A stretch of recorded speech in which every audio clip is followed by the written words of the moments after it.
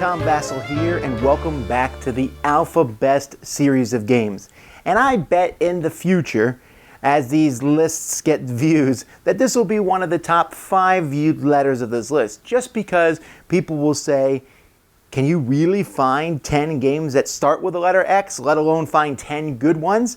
And the answer is yes. Now, the bottom 2 of these games, I think, are games I'll probably never play again, but I don't think that they're bad games by any means, and I don't think X was as hard as other letters. I think Q was probably harder. Even U was a little bit maybe as difficult. So let's get started with the letter X.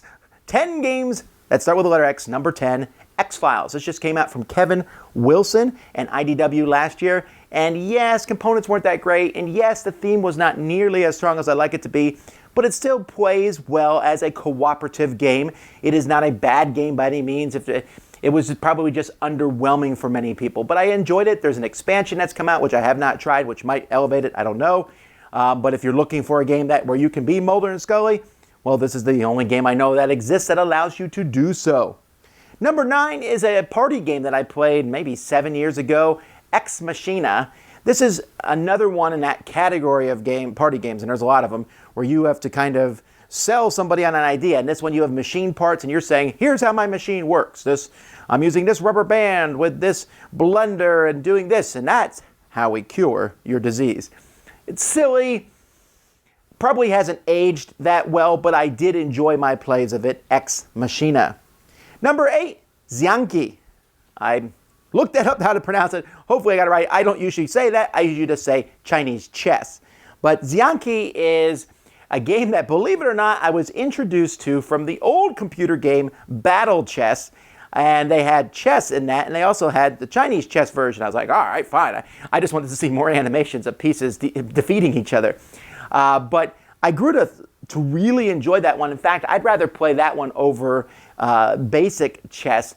I like the pieces. I like the fact that there was a cannon that could shoot across the board, the fact that your leader was confined to an area, that it played similarly to chess, but it felt more restrictive, and at the same time, just as strategic. I don't know if it's more strategic than chess or not. I'm sure there are people out there who argue that all day long. But it is a solid game, and while it's not one I would seek out to play all the time, I would much rather try it out than chess. Number 7 is X-Bugs, which there's different versions of this game, but it is essentially tiddlywinks. They're bugs on the sides, and you will flip them. You're snapping them across the board, and they're trying to land on top of other bugs. Some bugs have 2 different sides. They have special powers. You look and say, okay, when I land here, I do this. There's different sizes. Nothing remotely serious about this game at all, but it's fun. I've enjoyed it in the different incarnations of it. That's X-Bugs.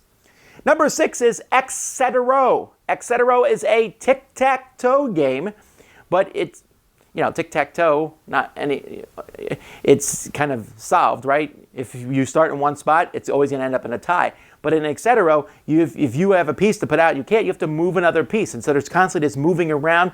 Again, not a great game by any means, but kind of solid, It's like, hey, kids, you want to play tic-tac-toe? I'll try this one. And my kids have enjoyed it, and we've had a lot of fun playing it together.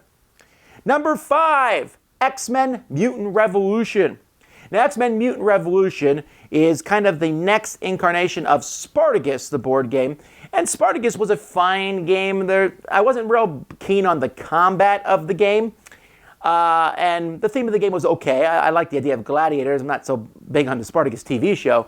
But the X-Men, I was like, I don't know. This seems like a reskinning. Well, guess what? It is a reskinning, but they added a critical thing of missions in the arena. And the arena combat was better overall, and it did add a theme that I enjoy, the X-Men. So I actually enjoyed this one a lot more than Spartacus and thought it was a good, solid game. Number 4 is Xanadu. Has nothing to do with roller skating. This game is a card game in which the cards are going to be multiple things. You're going to use cards to kind of build up resources in front of you to build other cards, and some cards are better than others. This game, really poor quality. I know it was just re-released in a nicer version, and I'm glad for that because I thought it was unique and fascinating. In fact, Xanadu is one of those games that initially gave me the idea of Dice Tower Essentials because I was like, wow, someone needs to reprint this game, and someone did, and I'm glad. Number 3 is XCOM, or also known as Proof that Eric Lang Hates People, because it's a very difficult cooperative game. XCOM, some people dislike it because they go into it expecting, going through missions and fighting aliens. It's not really that. It's more of the overall feeling where you're sending ships over here and trying to stop the aliens over here. And it uses an iOS or an Android app to keep things going, and it uses it in a very cool way. The app randomizes stuff. You don't need decks of cards. You probably need the full complement of 4 players to have the best experience at this game. It's a difficult game, but it is fun, and there's just that app worked really well. Number 2 is Xia. Xia is a big space exploration game, a big sandbox game where your ship can go out and do whatever you want. You want to deliver goods from point A to point B? Go ahead and do it.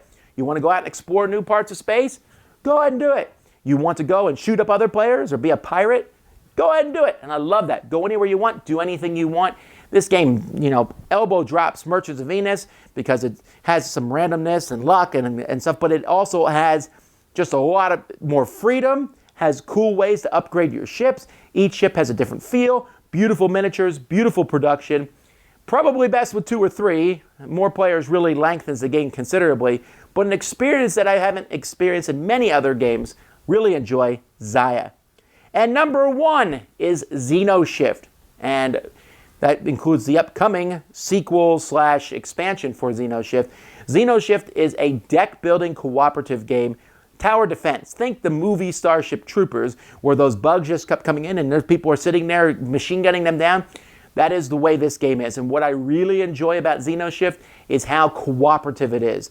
You are handling the bugs that are coming at you, and you got to fight them off. But other players will be like, oh, I'll snipe that one for you. Oh, here's a card from my hand. And you have to have this teamwork in this game and work together, because if one player fails, you all fail. And I really enjoy how this game elevates that, and the talking and the great moment that the game has, and the massive giant bugs that are nasty and you feel like you're going to die, and if you survive, it is a great experience. Highly recommend it. Xenoshift. Hey, those are my top 10 games that start with the letter X. What did I miss? Probably not too much, actually, but let me know in the comments. Let's get to an easier letter next week, which is the letter Y. So until then, I'm Tom Vasel. This has been the AlphaBest series of games. Thanks for watching the Dice Tower. Thanks so much for watching the Dice Tower videos. Find more great videos and reviews, as well as our top-rated audio podcast at Dicetower.com. You can also find other great shows at Dicetowernetwork.com. I'm Eric Summerer, and you've been watching the Dice Tower.